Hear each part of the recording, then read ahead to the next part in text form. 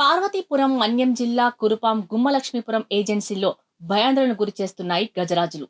ఒక గుంపు ఏనుగులు మూలిగూడ కూడలి సమీప ప్రాంతంలో, ఇంకొక గుంపు ఏనుగులు కురుపాం గిరిశిఖర గ్రామాలలో అర్ధరాత్రి వీరంగం సృష్టిస్తున్నాయి. ఒక గుంపు ఏనుగులు వేకువజామున ప్రసిద్ధిగాంచిన శ్రీ మాలతల్లి ఆలయంలో భోగశాల తలుపులు ధ్వంసం చేసి, అలానే ఆలయ పరిసరాలని చింద్రవందర చేశాయి.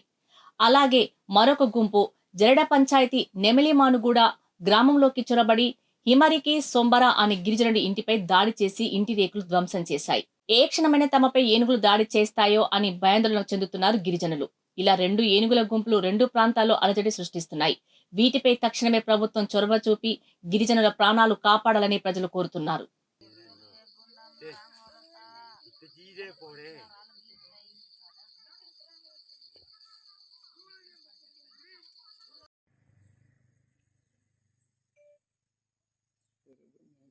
Era benar, estaba.